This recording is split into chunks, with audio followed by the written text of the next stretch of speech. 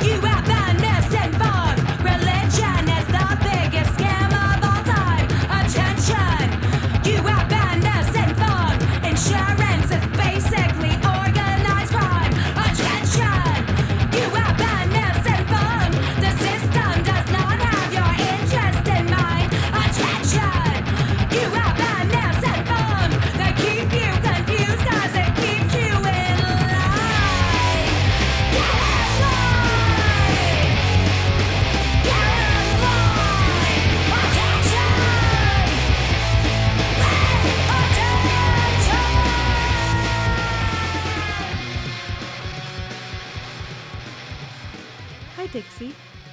Hi, how you doing? Good, how are you? Very good.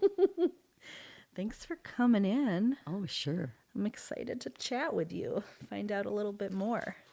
So we're talking to Dixie Treichel today. Yeah, so we met working the International Film Festival, and it's kind of one of those funny things where you don't actually get to spend a ton of time, I guess, with the people you work with because you're all over the place, but whenever we did get the chance to have a conversation, I felt like you always surprised me, and we always had nice chats. So I wanted to get to know you a little bit more. Yeah. So Dixie does sound design. You host Fresh Fruit, which is on KFAI, which is 90.3 in Minneapolis, 106.7 in St. Paul. Correct me if I'm wrong, but it's the longest running queer radio show in the nation? It is. I would say, no, technically we want to say longest running weekly queer radio show. Okay, there you go. We're not the first. Okay. So there were some before us. Sure. But they didn't last as long. Sure. So. There you go. Yeah. And yeah, so that's been going on since 1978? Correct. Awesome. And how long have you been involved with that? I was involved, started in 1998. Okay, sweet. How did you get hooked up with that? I had just moved to town. Okay. And I was doing some work at the Bryant Lake Bowl Theater. Sweet. And I met a woman named Lee Combs, Okay. who at the time was a Fresh Fruit host. Sweet. And we were talking about music, and she said, "Hey, you want to come and play some music on my radio show?" Awesome. And I said, "Okay." And, I got hooked on the radio there. Couldn't get rid of you. Yeah. And so, I kept doing that, and then I took the training to learn how to run the board. Awesome. And became a host myself. Sweet. And when you first started, were you co-hosting with anybody or were you solo hosting? Well, when I very first started, I was just playing some music for Lee. Okay. And then after I learned how to run the board, I did it by myself for a while. And Lee said to me, "Hey, I know this guy who might want to be a co-host with you." And his name was Andre Guess, if anybody knows Andre. And so Andre was my co-host actually for a year. And then he moved out of town or couldn't do it any longer. And again, Lee said, "Hey, I know someone." So John Townsend came on as my co-host. And we were together on air for 19 years. Wow. That's awesome. Yeah. Yeah. Yeah, we had a crossover. We both loved theater a lot, and that was one of John's main things was theater. I actually come from a music background, but I also did a lot of theater growing up. That's awesome. So we mainly just focused on the arts and performing arts, although we did some other topics. Totally. And one of my things is I really put my foot forward to play music by queer artists, queer musicians. There's a lot of music out there that people never get to hear. It's not going to get played on your standard radio, especially if the lyrics have anything to do with saying they're queer. It's just not going to Funny be how there. that works. Yeah. Yeah, I mean, there are some queer artists, like Katie Lang and Melissa Etheridge, but their songs are not queer-centered. Totally. So if I can, I will play some queer-centered music so that those people get some radio play. That's awesome. Yeah. So you are originally from Oshkosh, Wisconsin? Oshkosh, Wisconsin. Hey.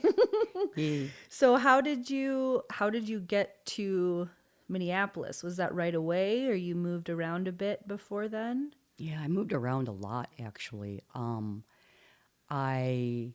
When I left Oshkosh, I'd already had a couple of years of college that I did there, and I went to study in Vienna, Austria for a year. Wow. Music. I was a music major. You were a music major in Oshkosh and then as Yes. well in Vienna? Yeah. Awesome. And then, Wait, sorry. yeah, What inspired you to go to Vienna?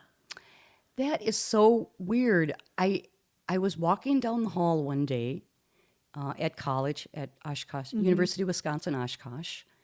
And there was a thing on the bulletin board that, one of those like ads that you never pay attention to. It's like, study in Vienna. Yeah. And I don't know, something inside me said, wow, that is what I need to do. That's awesome. It's one of those things, and I talked to my parents, and like everybody in my family chipped in. My brothers helped, my parents helped. awesome. Yeah. Wow. Because there was no scholarship for it or anything. Totally. And it was only a year program. Yeah. And it was a place called the Vienna International Music Center. Awesome. So it was really, really a great experience. Great. I mean, it was perfect for someone who is in music, and at the time I was loving classical music, and going to Vienna with their history of classical music and whatnot was fantastic. That's awesome. Yeah. So you completed the year at Vienna. Yeah. And then you're like, I am not going back to Oshkosh. Right. Well, I came back to Oshkosh, but I didn't want to go back to school Right on. at the University of Wisconsin. Not that there was anything wrong with it. I just really felt that I needed something else. Yep. And I was over at a friend's house who I had gone to high school with. And his parents were there, and my old band director was there. And he said, I know the perfect school for you. He said, I'm going to go there and finish my PhD. And, why don't you come down there and, I'll show you around. Anyway, that was the University of Illinois in Urbana-Champaign. Okay. And I liked it. And so I applied, and I got in there, and I finished my undergrad, my bachelor's in music composition there. Awesome. That's fantastic. Yeah. And then you hung out in Illinois for a while. You bought back. Then I did hang out there for a while. Okay. I produced a big show in the Krannert Center for Performing Arts. Oh, very cool. I got a grant to do a program there, and I was really into interdisciplinary collaboration at the time. And I'd done quite a few pieces with a friend of mine who was a dancer choreographer. So I put a show together there that was like music, dance, film, poetry, all that kind of stuff. That's awesome. And then was trying to decide if I was going to stay there and go for my master's or go out into the real world and do stuff. And I decided that I would at least take a year off. Sure. And I went to Milwaukee. I had some friends there that were doing some stuff in the arts. And I just met a whole bunch of great people, produced another show there, and then went down and produced a show in Chicago. Great. And then decided to move to Chicago. Sweet. So I lived in Chicago for 8 years. I didn't know that. That's And awesome. Yeah. Yeah. And that's where I started my own group, the Diverse Arts Ensemble. Even though we'd really kind of started back in Urbana. Totally. And there were some of us that kind of ended up meeting again and working together. But Gave it a name. yeah, we gave it a name and did that for 8 years. And Awesome. yeah, Wow. yeah, so that was really kept me busy there. That's awesome. Yeah. So you keep saying that you were producing these shows. Was it really an all-over producer role? Did you get to compose still? I did everything because when you're beginning a group that doesn't have much funding, you do everything. You know? sure do. Yeah. There was kind of a core group of us of like 3 to 5 that really, did everything to put the show together. But the first year, for sure, it was mostly me and my choreographer friend and my poet friend that Awesome. we've done stuff together. So yeah, I always wanted to make sure that I had one of my compositions on the show because that's how you get your music out there. Yep. Sometimes you have to produce it yourself. Yep. And usually it was a collaboration with my choreographer friend and maybe the poet friend. But I also did other, collaborations with visual artists and filmmakers. And, I did a couple of pieces that were music only. Sure. I guess you'd call it, contemporary abstract style. Sure. I really wasn't into I came from a classical background, but Grew out of my that. stuff just got weirder and weirder. Yeah. Which is probably why I never made much money. Very good. Yeah, our group was really weird. Hell we did really yeah. odd, bizarre stuff. That's yeah. awesome. Dada-esque. Very cool. So, did you do multiple productions a year whenever you could, or was it just kind of any sort of particular structure, or We had kind of a structure. We did at least 3 shows a year, Awesome. sometimes 4. cool? And there was a place that we really enjoyed performing called Maine Dance and Arts Center, which no longer exists. But it was like a major performing space for, independent, avant-garde style. And they taught dance classes there, so it was mostly a dance place. But they did do rentals, and I would call it kind of like the Judson Church of Chicago. Cool. If you know the Judson Church in New York. A little bit, yep. Yeah. So, and they, the Moming brought in guest artists sometimes too. So Meredith Monk would come there or Bill T. Jones. Wow. That was like their guest series. And then they did, rentals like groups like us. And then there were regular dance groups that did their seasons there. Awesome. It was predominantly a dance place. So we did usually at least 2 shows in that space. And then there was another space in town,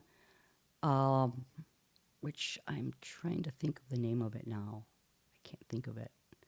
I'll have to come back to it. But again, it was another one that liked experimental work. That's awesome. And it was a smaller one, so we did really small, ensemble work there, or just like 2 or 3 people. Whereas in the Moming space, it was huge. It's kind of like the Southern in a way. It was big and old. Totally. Yeah. I love the Southern. But it had like a balcony.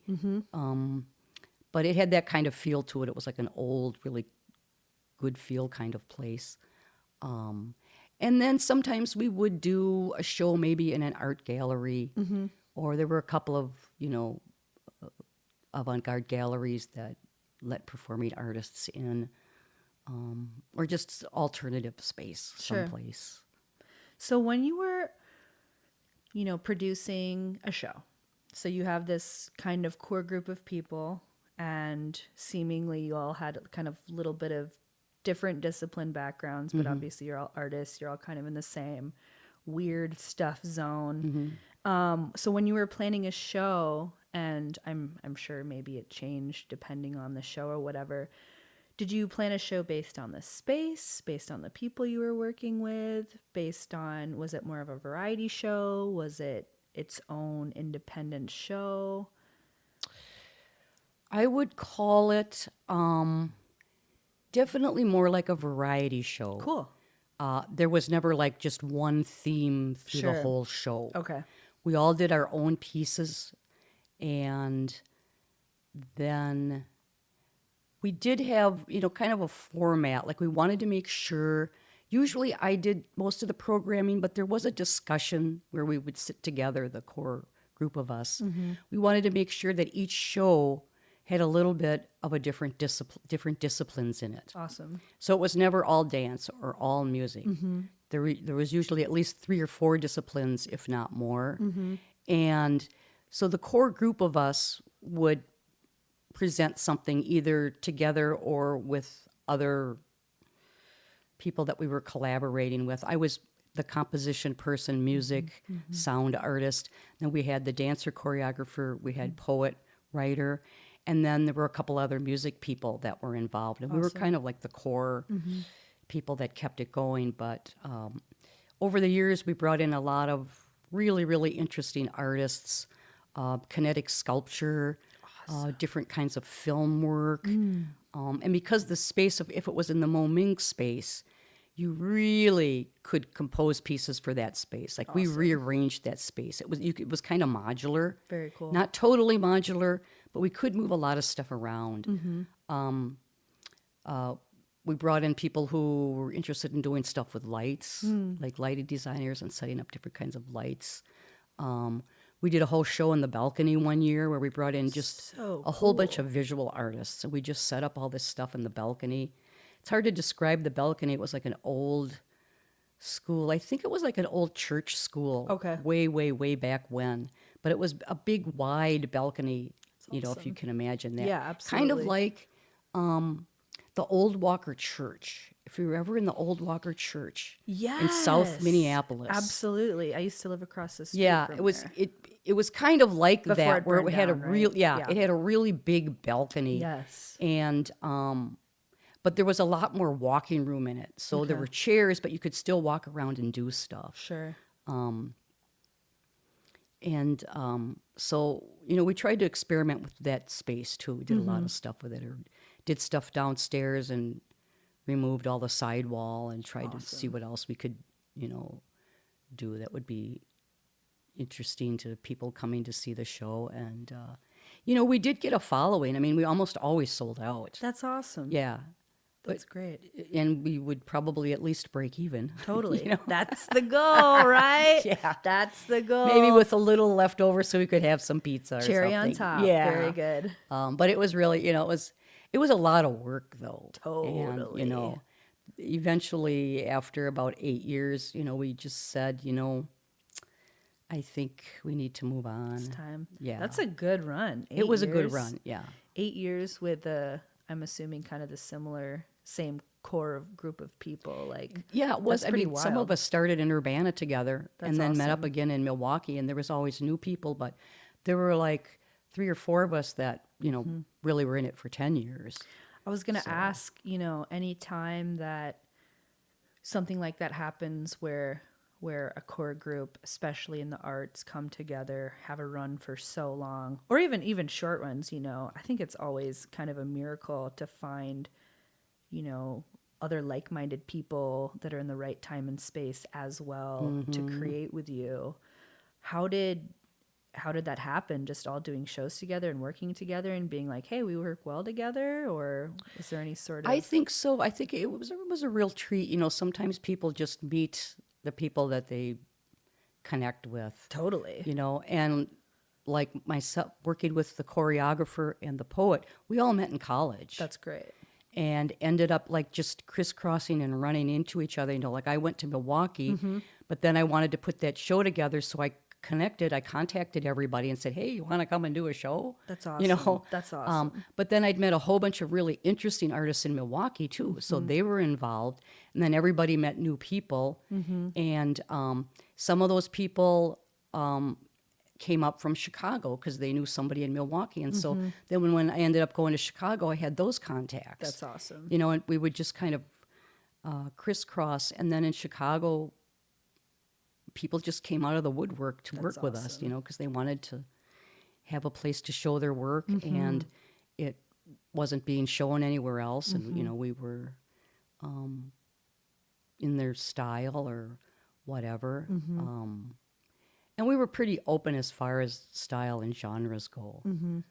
Some people, you know, were not that far out, but their work was more independent and I don't know if modern's the right word, but Sure. not like in the standard. Not normative at the Yeah, very not least. yeah, not normative. And so we had a wide variety, and I think that's why we had such great audiences because, like there was something for everyone. It was kind of Totally. like a variety show where there are different styles and genres of art. That's awesome. I think that's my favorite type of show, no matter what. If I ever stumble across a show in Minneapolis where, even a music show where there are groups that are different genres, I don't know why that's such a novel idea even today, but yeah, cross genres and stuff. It's like, why don't we do this more? So sounds kind of dreamy. It was a dream. That's awesome. So 8 years in Chicago, and then you found yourself having to shake it up a little bit. Yep. And then an opportunity came along for me to move to Maine for a year. Oh, very fun. Yeah. So I went out to Maine, my girlfriend at the time and myself and 2 other friends. Oh, you brought friends with too? That's Yeah. awesome. Yeah. Some other people that I'd met along my journey there. Love it. The other couple had been there before. Okay. Wayne was a boat builder. Wow. So he had to go out to Maine because he had a boat building job. Amazing. Yeah. And his wife was a pastry cook. Awesome. Yep. Quite And, the lovely yep, pair. I actually met his wife Betsy in a restaurant Cute. situation. I'd been doing some baking. And so that's how I met them. And then I kind of considered that it was like a working vacation. Totally. It Yep. was like I really didn't have anything specific that I wanted to do right at the time, but I was so ready to get out of Chicago. And I thought that I thought I wanted to go back to grad school, and I did apply, and I did get accepted into the University of Chicago. Oh, wow. Yeah, so I got a fellowship there Wow. in their PhD program. Wow. But after a year, I just decided that wasn't really what I wanted to do. Yeah. I felt like I did want to be in school, but that wasn't quite the right program for me. Sure. Seemed a little conservative. Sure. So I actually did that before I moved to Maine, and Okay. that was after. Then I Okay. moved. The situation came up where I could go to Maine, and I decided to take it. So that was kind of fun. So just went to Maine, did all kinds of weird work, and just enjoyed the quiet. Compared to Chicago, and the air was fresh, and yeah, and it was really fun. It was definitely a different experience. That's awesome. So, something that I'm always interested in exploring a little bit more, especially with this podcast and all the different, artists and just different career people that I talk to. A lot of people talk about, just like coming to a point where they just knew they had to change things up, or, even if it's in seemingly an opportunity that they had been working towards for a long time. Was there anything, maybe at the time of you leaving the PhD program, or even before or later in your life, are there any like kind of common flags for you when you find yourself somewhere and you're like, you know what, I need to change my direction with this? Or is it just like you just feel stale, you just gotta move on? Yeah, I just kind of hit points where I feel there's a staleness to it, or I feel like I want to learn something new, or I want to do Totally. something different, or and the thing with me is some people are really good at making like a smooth crossover. And I'm more in the block category. Yeah. Like I'm doing this and it's just like, you know what? I'm done with that. Yep. On to the next Yep. thing. And then I might come back and cross over again, but sometimes I just hit a wall and I'm like, you know what? That's Can't it. do that anymore. Yep, that's it. I Yep. need something else. Totally. Nothing against people who are, doing that or might end up going back, but Nope. Yeah. Yeah. I feel Yeah. like I'm in the same block boat as you. And I almost envy Yeah. the people that can do the smooth crossover, but I'm sure it's a little bit of a grass is greener type Yeah. scenario. Yeah. But yeah, that's really interesting. So Maine, How about after Maine? Okay, so I was in Maine and did a lot of interesting things, but realized that that wasn't someplace I wanted to live long term. I was up in the Camden area Okay. and met some people there. I was doing a lot of interesting things. I did some boat building, worked in restaurants, did some picture framing, Awesome. worked for a small video company. And during that time, met some people, different people. It's like I ended up meeting like 3 or 4 people who had been in San Francisco. Yeah. And so, I remember so you hinting at San yeah. Francisco stories when we were So, talking. so we would talk and stuff, and then, I hit that spot and I thought, gee, I don't know, I think I'm going to San Francisco, Awesome. And so, and my girlfriend and I decided to part ways, and it was mutual. I just needed to do that. Actually, she wanted to go back to Chicago and get into massage therapy, so it was fine. You were like, no, Chicago. Yeah, I didn't want to no. go back to Chicago. Bless you. Yeah. Bless Chicago. See you later. I don't think she actually ended up going back to Chicago. She Oh, went down to the okay. Southwest, but Sure. so that was it. I just decided I was going to go there. I had 2 cats at the time. It was me and my 2 cats. Cute. And I had some money saved up, enough for a plane ticket to get out there. Awesome. I had a couple of friends in San Francisco, and one of my brothers was living there. Oh, awesome. So I had some contacts. That's great. Yeah. So I just did it. Just went out there and stayed with my brother for a while. Then I stayed with a friend for a while, got some work, and then just kind of started off into a new direction of more in the technical realm, Sure.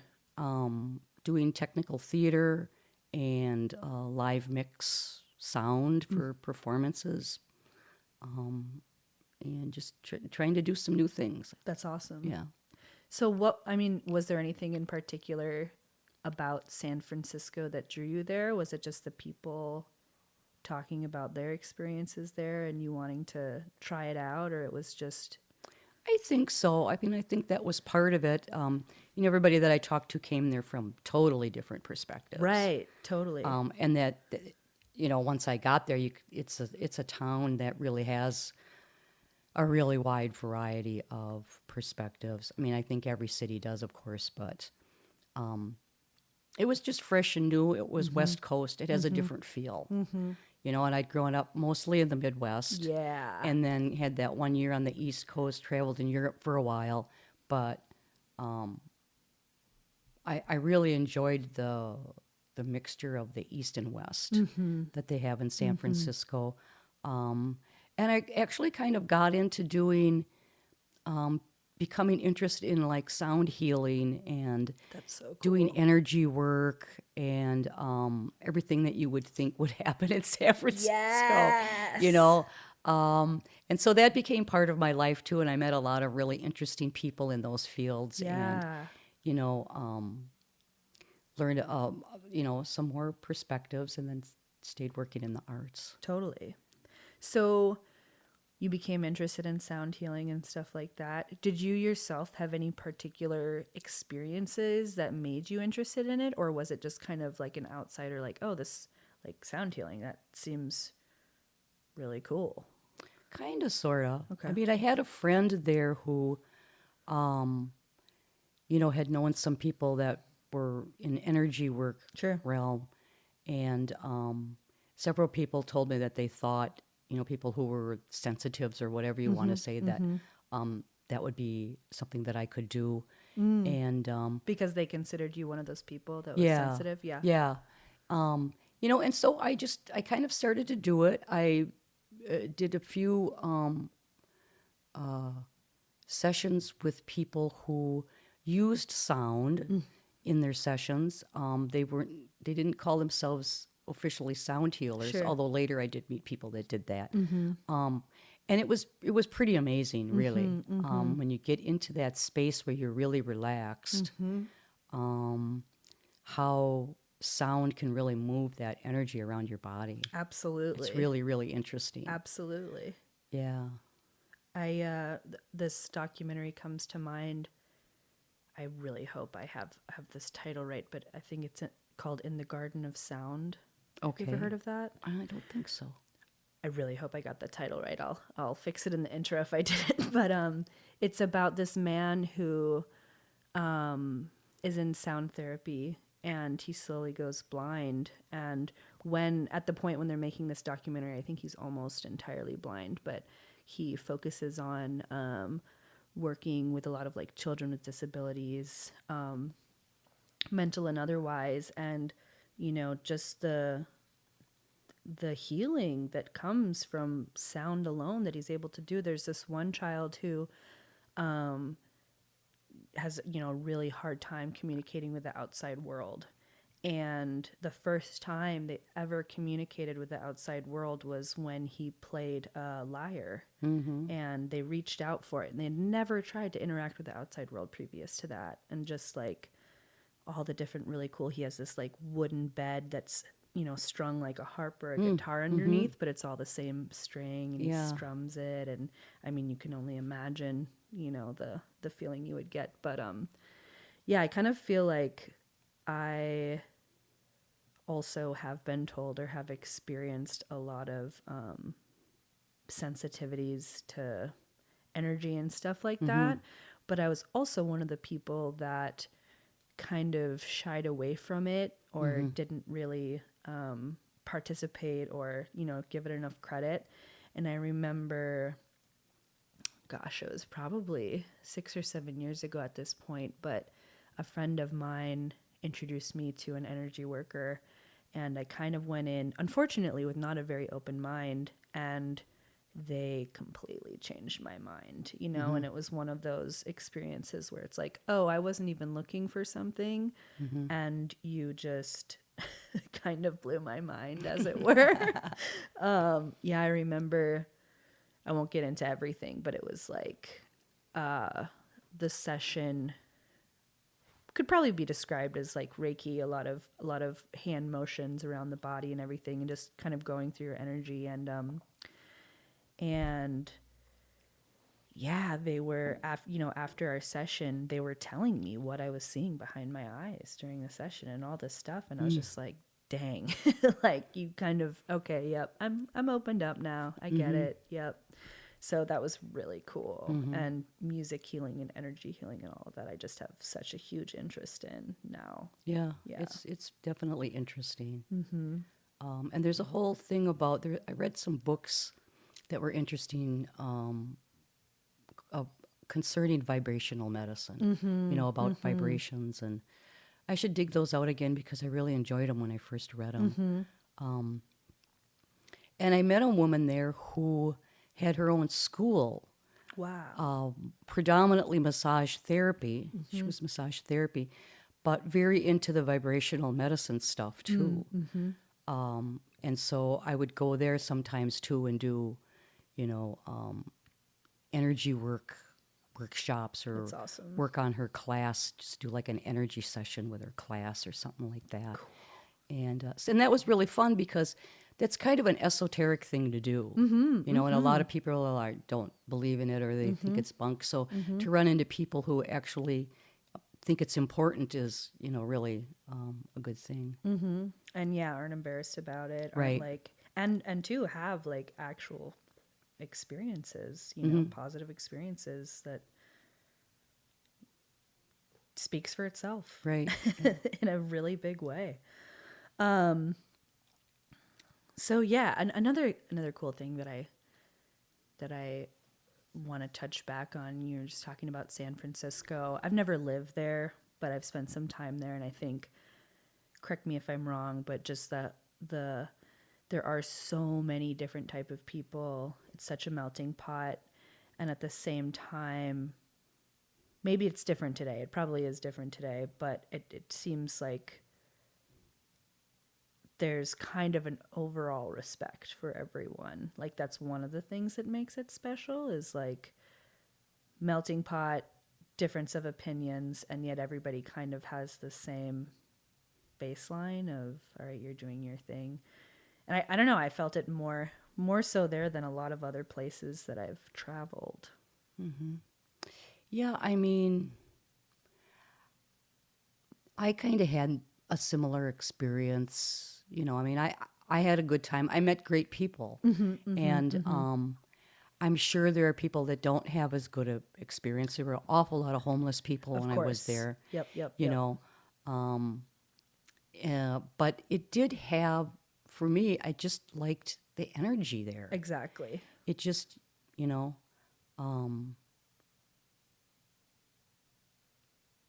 I don't know. I don't know how to describe it, but it was good. And then there was a lot of history too. The old hippie stuff going down Haight-Ashbury Yep, and yep. learning about stuff like that. And So were then you there kind of after Haight-Ashbury heyday, or was it? I would have gotten there probably in '98. Okay. In fact, I moved there just before the big earthquake Oh, of '98. wow. Okay. Yeah, so I was there like way after like the main hippie Right, thing and that. right. That was an experience. Yeah. It was a really big earthquake, and I Dang. moved there like a month before it happened.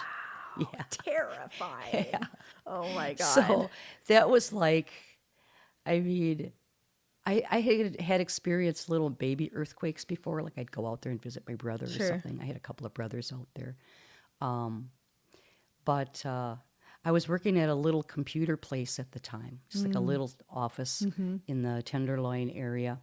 And I remember I was sitting at my desk looking out the window, and everything started to shake, and I thought, that is one big truck coming down the street. Oh, And still coming. yeah, and Yeah. one of my bosses came in and he said, "Okay, this is a big earthquake. Whoa. Come and stand under the door jamb with me." Oh my gosh. And for an earthquake, it lasted longer than normally it would. Right. And he had been living there for a long time, so he knew that was a big one. Right. And he said, "Okay, why don't you go downstairs, and ask people on the street what's going on or whatever." Their phone went out and stuff. Wow. And it was surreal. Wow. Because people were like wandering around, things had collapsed. Wow. Somebody was driving in their car yelling, "The Bay Bridge collapsed, the Bay Bridge collapsed," and people were freaking out. And so I went and told him that, and he said, "Okay, go home. Wow. Just go home and we'll deal with this. Figure this out Yeah, tomorrow. Yeah. So I walked home. I wasn't that far. I was living in the Haight at the time, Oh, actually. wow. And so I just walked home from there. And, there were some people were mellow, some people were panicked. Yeah. The traffic was all screwed up. The lights weren't working. Yeah. Citizens were out there trying to direct the traffic. Yeah. Glass had fallen out of windows. Wow. Of course, and then by the time I got to the Haight, there were people sitting on the steps, smoking pot. Hey, man, we just had an earthquake. Amazing.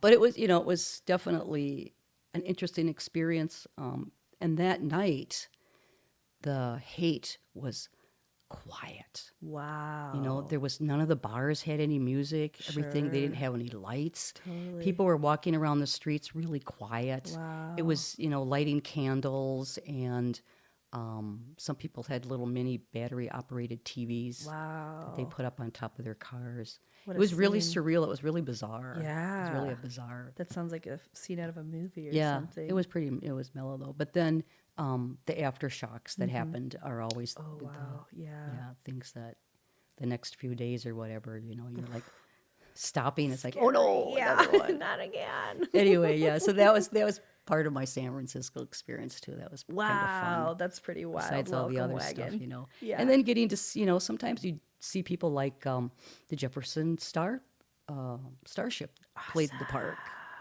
Yeah, So so you get little treats like that. Super treat. Yeah. Any other memorable treats like that? Not really. There were always different musicians playing in Golden Gate Park. That was Totally. the biggest name one that I was around for that played out for free. That's very fun. Yeah. So, big earthquake happened. You still stuck around. Oh, yeah. I'd just gotten there. Yeah, yeah. totally. How long did you stick around in San Fran for? I was there about 8 years. Oh, wow. Very cool. So, did you make art during that time? Was it a little bit of a a chrysalis time? Like I said, I actually got into more of the technical Right stuff. on, right. I did a lot of theater work Okay. and music work. I worked with a group called the Phoenix Spring Ensemble, Okay. which was a mixture of Chinese virtuosi, Middle Eastern virtuosi, and Western jazz. Amazing. So it was a really interesting mix of musicians, Yeah. directed by Betty Wong. Wow. And Betty and I met Betty at a gig that I did at Theater Artaud, which is a big theater there. And they had a festival called Festival 2000. And I applied to be a technician there. They Cool. need people to do live mix. And so I was assigned to Betty and another lady named Guadalupe Garcia, Okay. who was a performance artist, and then Betty was a musician.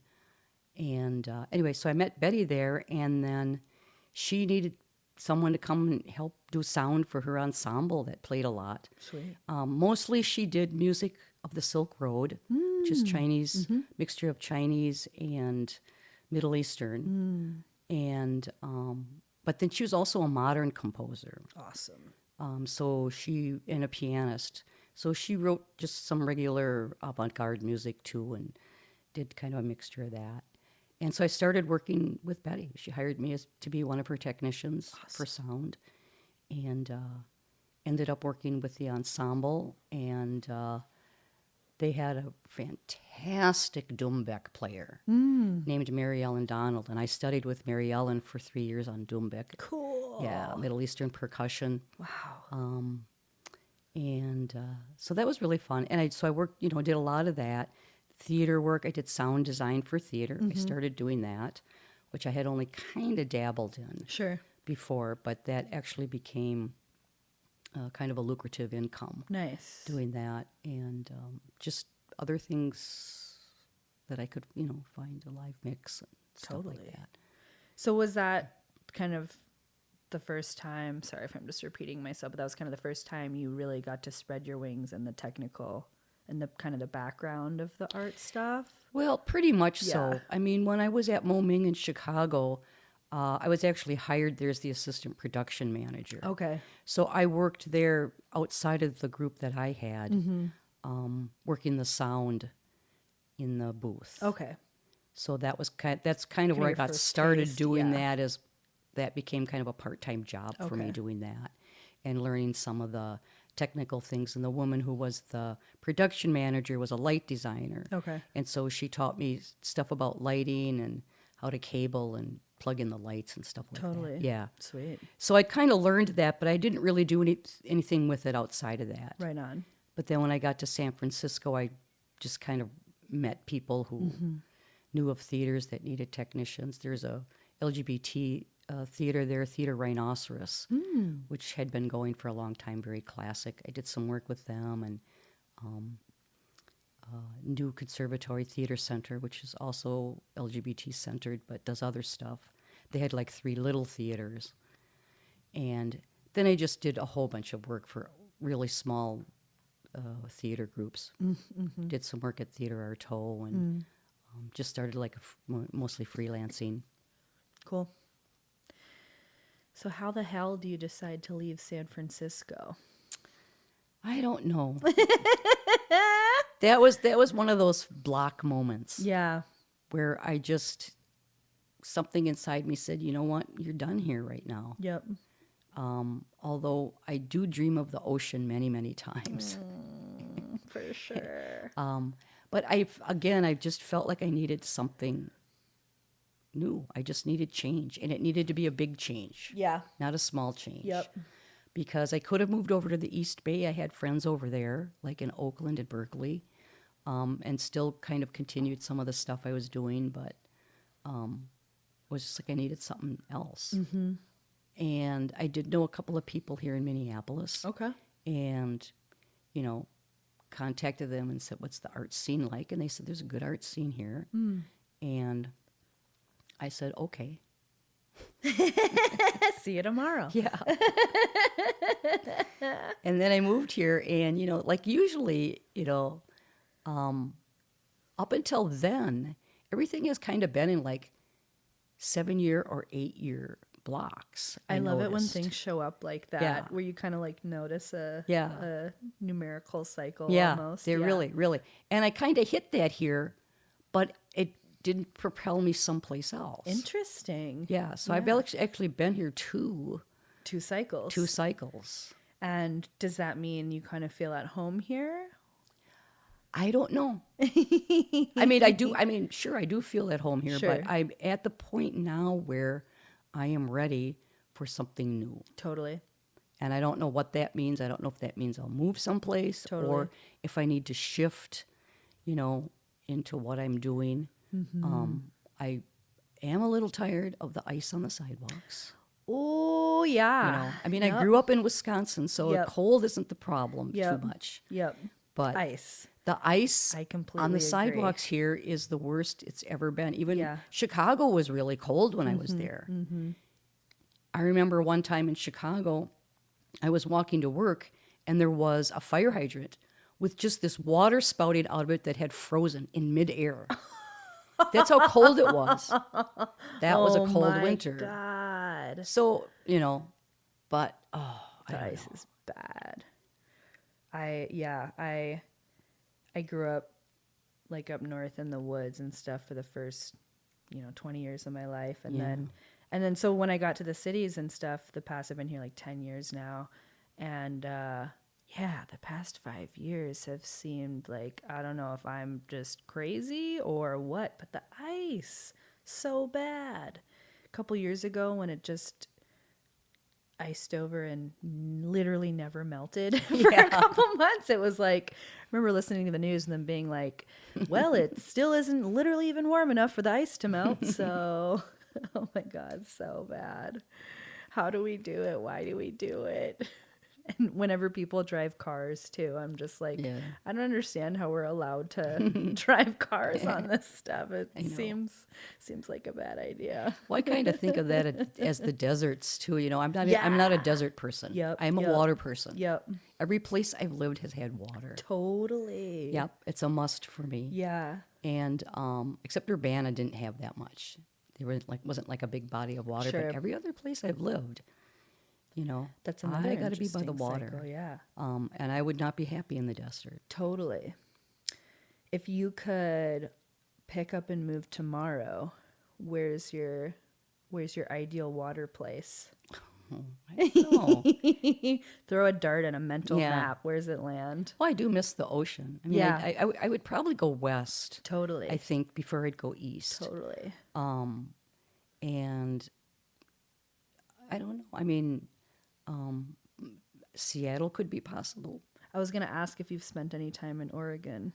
I didn't spend any time in Oregon. Okay. I have traveled to Seattle before, so I have a little Sure. bit of what it feels like up there. Vancouver would be really nice if it wasn't so expensive. Yeah, totally. Oh my gosh. I would probably go to Vancouver. That's if I could. awesome. Yeah. Yeah. But I don't know. I mean, it doesn't really have to be on the ocean either. I do have some friends that live in Oregon Very fun. and Northern California. I don't know though. I mean, I don't really have any specific place in mind.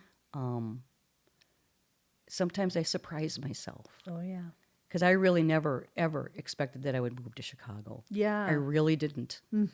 I kind of thought I would just, after Milwaukee, I would go back to find a grad school somewhere.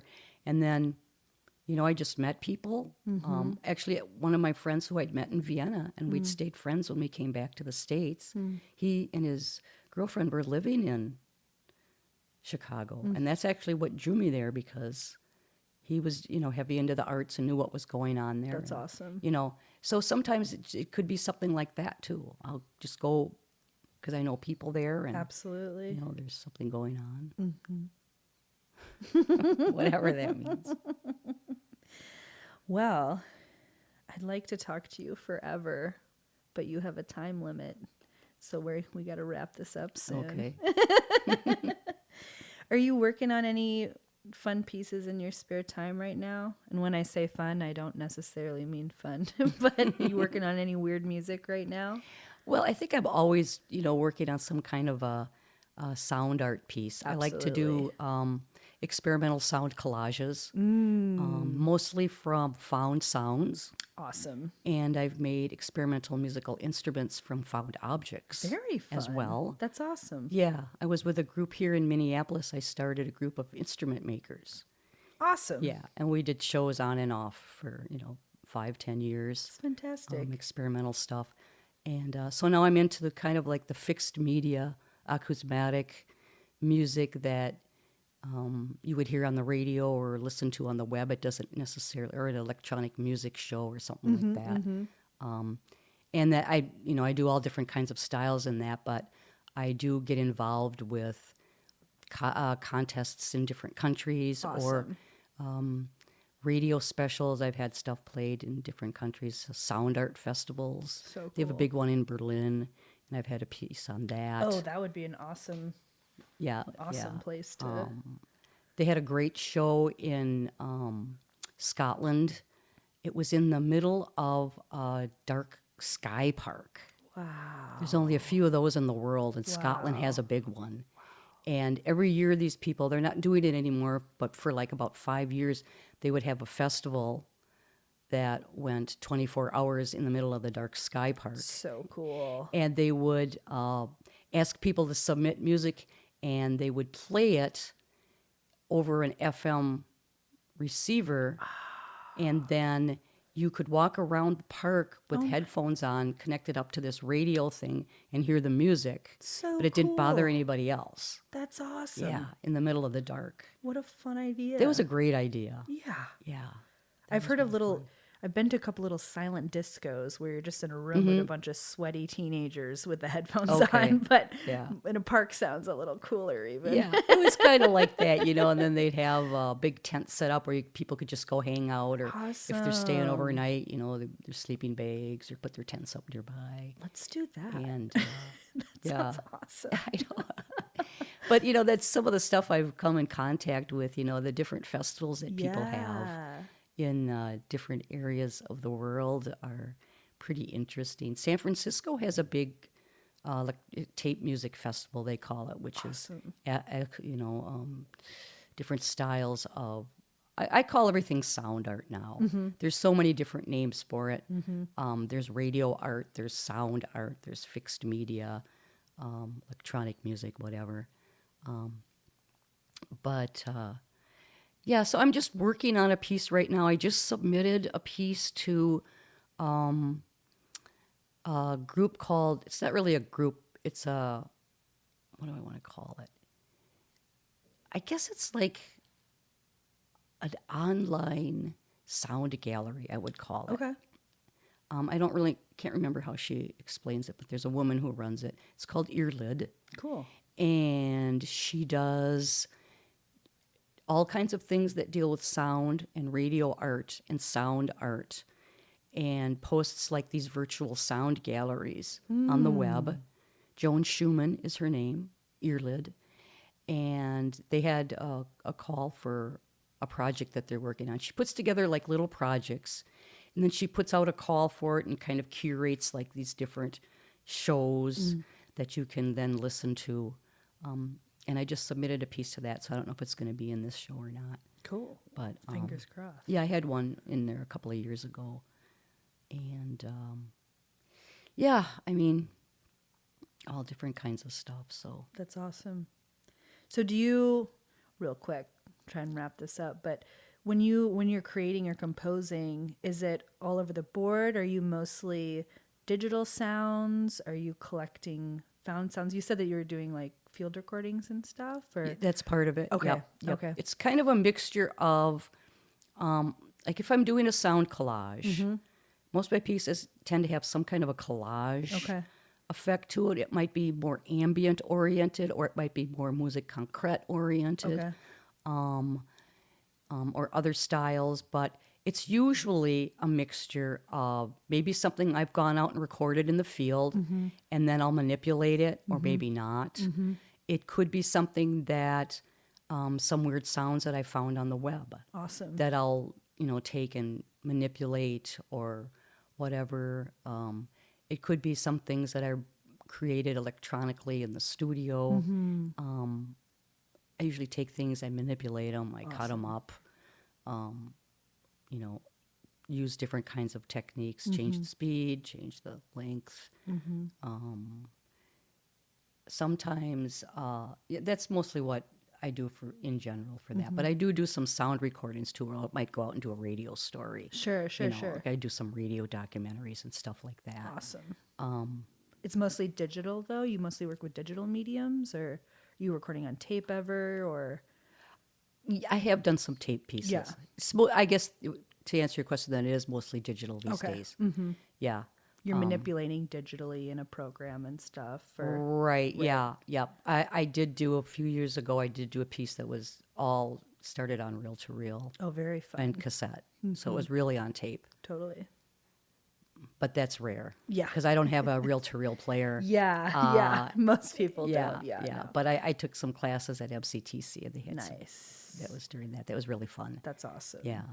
Sweet. Dixie, I want to talk to you forever, but we got to wrap it up. Okay. Thanks so much again for coming in. This was awesome. You're It seems welcome. like you have a well of stories that I need to dig into further. But really appreciate it again. Dixie's on Fresh Fruit every third Thursday from 7 to 8 o'clock on KFAI. Yes. Should definitely tune in. It's an awesome way to get plugged into other queer artists around town. It's always a pleasure to hear your interviews. So check it out and keep your ear to the ground for some of Dixie's sound art. All right. Thanks. Thanks so much.